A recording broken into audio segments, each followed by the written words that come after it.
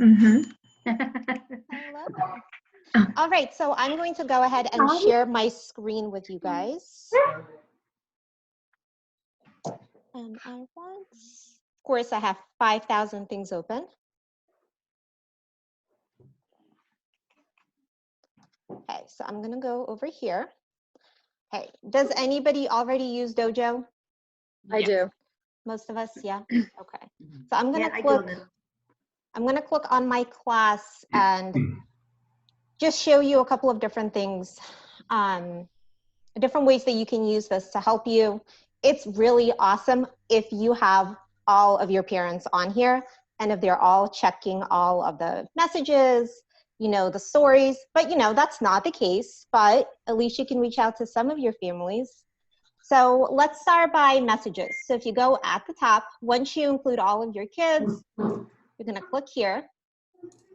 If you want to send out an all class message, you want to click on new message and select all, and that includes all of your families. And then you would click on next, and this is where you would type in whatever you want to say. And the really cool thing about this is that once you send it, if you look at the bottom, you can actually see who's read it. It will have a little blue check mark next to their name, and you can see who hasn't read it also. But if you only want to send a message to one parent or just a couple, you would go one by one. So for example, I was talking to a parent this morning, so I just typed in here and I sent it out to her. And I can see, if you look at the bottom, there's no check mark. So that means she still hasn't seen it. Once she sees it, you're going to get that check mark. And then, hang on, we have people joining still. Yeah, I don't know how to get the picture bit. How to get the what? Your photo. Mine? My video? Yeah, like I'm seeing you guys, but I'm just seeing my name. She has to go down to the bottom. Oh, camera, Marcia. Yeah, at the bottom next to mute, Marcia. Yeah. It should have a red line through it right now. If you click on it, the line will go. Oh, yes, yes, yes. You see Okay, it? I see it. Yeah. Okay. Hi. Thanks. So here you're going to see your messages. The really, really cool part about this is if you have a Spanish-speaking family, I'm going to give you an example. They can write to you in Spanish, and then what you do is you click translate, and it translates it into English. So that's really awesome. Cool. And the same goes for them. If you write to them in English, they click on translate, and it goes into Spanish. So that's the really nice part about We're Dojo. Chinese too, Alex. Yeah, that too. You're right. Like Yes. Eva. You're right. Absolutely. So any questions about messaging? No? Okay. All right. The next part I'm going to show you guys is the class stories. So think of this like your Facebook feed, like your Instagram. You can post pictures. This is where you can post information. I'm going to show you all the pieces. So let's say that today I want to share just a picture. I'm going to click on photo, and then you can go through here. You can also use this from your phone and pull up whatever you want. You can add a little comment. If you want to add a file, so for example, I wrote a Word document to my parents, and like a letter to parents. You can just attach it here and upload. So when they go through their phone or they go on the computer, they can click it. So it's not this huge giant thing taking up the feed. It's just a file attachment. They can click on that and they can see it too. And that's been very helpful. You can also record a video of yourself if you want to just say, hi, good morning. Just a quick little, whatever you choose to do with it. If you have something to share with them, that's really fun too. Now, the events is awesome. So I'm going to show you how to make that. So I just sent you guys all a Zoom meeting, how to schedule that. I found this to be super helpful this week. So let's say I'm scheduling a Zoom meeting with my class. I'm going to say Zoom meeting with students. You're going to say the time, but you can also set this for a whole week if you wanted to, or for an all-day event, and I'll show you what that looks like too. But let's say I'm doing it today at 11:30 till 12:30. this is where you can write whatever you want. So, hi families, we will be scheduling a Zoom meeting at this time. You can create a little background if you wanted to for them. And then the best part is you get to set reminders. So if you want them to get this right away, click immediately. If you want it 5 days before, so you can schedule ahead of time if you wanted to. I like to do 1 day before and 1 hour before and immediately. So it's really badgering them. It's like, hey, show up, and it works. And then you just create it. And what happens is it pops up on the side, and I'll show you in just a second. So you can do this. Let me show you an example of what I did this week. And the parents can do that from their phones as well, right? If they don't have. Absolutely. On the app, Marcia, yes. Okay. So here is the Zoom one here that I did, and you can include links in there too. And then you can also see how many people can comment on it. So parents, if they have a question, they can write you a comment and you can answer on there. You also see who's seen it. So if you click on that, again, it shows you which of the families have seen this. Alex, I have a question for you. Yeah. The event, can the parents translate that as well, or just messages? Anything in your stories. Yes. Okay. I have a question as well, Alex. Uh-huh. I noticed that we're not able to upload videos here. Yeah. So have you found an alternate way to post your Zoom videos on Class Dojo? The Zoom videos, I haven't tried that because this is my first time actually recording a Zoom video. What I found is that when you record a Zoom video, let's say you've attached your document camera and you want to do a read aloud so that it's facing the right way.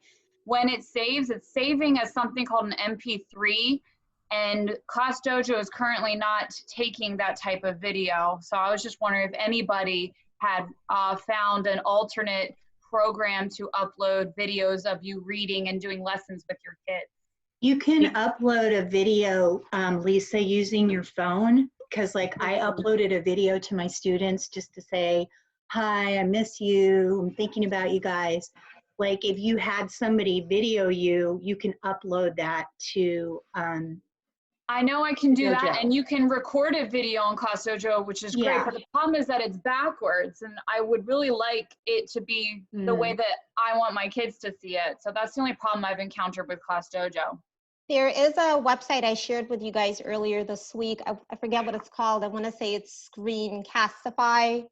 It allows you to record a video for 5 minutes, and you have a choice. You can either do like your whole screen. You could do your screen and a webcam of you in the corner, or you could just do your webcam, and it allows you to record for 5 minutes, and it turns it just into a link that you can just copy and paste in here, and that works. Okay. Like I did tutorials on how to log into Dojo and vocabulary with that, and I posted those will on it be there. backwards if she's reading a story? Will the text and everything be mirror image? Mine was mirrored. So I would try that. And it's really nice. It's only 5 minutes, but It's better than nothing. yeah, exactly. What was that site, Alex? I'll share it again with you guys. Okay, thank you. Yeah. So, can I say go one ahead. more? Yeah, Lisa, you could also use Blackboard, which you can upload videos to, and your kids can see them. Okay. I know the district gave everybody all these Blackboard things, but if you use just the one made for attendance, because they went through gradebook, so you would use the one that would say second grade, and your kids could get all their subjects. It's kind of like one-stop shopping if you use that one instead of separating the subjects. Okay, great. Thank you, April. That's worth trying too, yeah. The other thing, like I was telling you, for events, you can create something for a whole week. So I know this week has been very wishy-washy, but I kind of wanted to play around with my families and see what we could do. I created just this week, and it says multi-day, and I have the dates here, and I kind of posted just what, how the kids can access their portfolios, which I'll talk about in a few minutes too. and what we're working on in iExcel, and just encouraging them to work on iReady. So the assignments for this week. And I posted that so they know that these are the expectations for this week. And the best part about this, because it is a whole week, if you go back to the top, so this is going to be here until the week is over. So they know there's something going on this week that they need to pay attention to. Okay, any questions about the class stories? No, this is kind of like your main hangout. Pretend this is your Facebook newsfeed.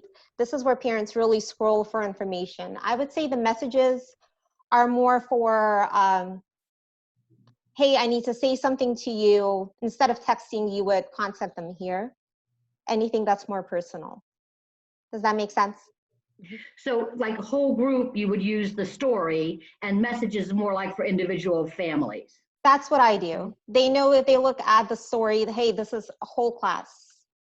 Alex, do you know if students can see it too on their portfolios? I don't know about portfolios, but through their parents for sure. Okay.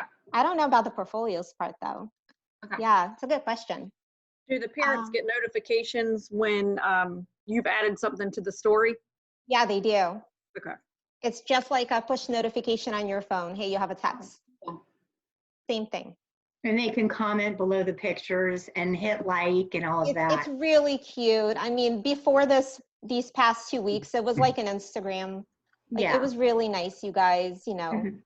But now, of course, it's, hey, do this, do this, do this. And then, so the portfolios are really, really cool. We've had a lot of fun this week. But the most important part is the kids have to connect. They don't automatically have access, and that's kind of been a pain. So I'm going to show you a couple of different ways to do it. Here we go, student logins. So what you want them to do is, you can do a code that you can send to parents. And when the kids go to the website, and I just copied and pasted this into my stories, the only thing is, and it says this here, the code will expire in 48 hours unless the student doesn't sign out. So if they stay logged into their portfolio, they're fine. They don't have to type anything else in again, they're just going to be in their portfolio. But if they log out, they need a new code, and you can get that for them if you want to, but I've just been encouraging them, hey, stay logged in. There's also another way to get it. If you click here, Add Home Login, the individual student codes, you can either copy the link. I've just been taking pictures and sending it to them. It gives them a QR code that they can use their tablet or their phone to scan it in, and it will take them to our class portfolio, and they can find their name. So every time they want to access their portfolio, they have to take a picture of that code before they get into their portfolio? One time, just one time. Okay. Yeah. Now the problem is, of course, you know, not everybody has the app. They don't know how to get it, or they don't have a phone, or they don't have a tablet. So that's why I gave my parents options today. I said, hey, if you logged out, it's okay. I'm going to send this to you anyway. So if you need a new code, tell me also. But if you do have a QR scanner, use this. Okay, so you could do both. I have a question. Yeah, Rob. Going back to creating the event, I just thought of this. When you're doing the event, will they be able to translate that also? Yes. In the messages? Yep. Okay. All right, thanks. Yep.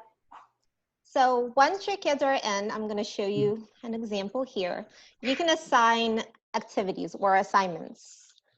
And you give it a title and you tell them what you want to do here. It could be just for fun, or it could be a writing assignment. And what you do after you explain it, you have to say how you want the kids to reply. So they can either do a text entry where they type out their response, or they could do a video recording. They could take a picture, or they could do a drawing. So it opens up like a drawing pad on the computer, and they could draw on their screen, and then they can submit it. They can write then too, besides drawing, right? Yeah, yeah. And so I'm going to give you a couple of examples this week. So yesterday they had to here are our assignments so far for this week. Yesterday, they had to tell me what their favorite color was and wear that color. And some of them said, can you guess what it is? You know, it was really cute. On Talent Tuesday, they had to tell me what's something they're really good at and take a video of it. Or some of them sent pictures, some of them wrote about it, some of them posted videos. And what you can do also, if you click on it, you can like it and you can respond to them too. Like you can make a little comment, but then the parents can also go in and see it too, and they can like it. It's just really That's cute. cute. Yeah. Now for the portfolio, Alex, can all the kids see each other's portfolio?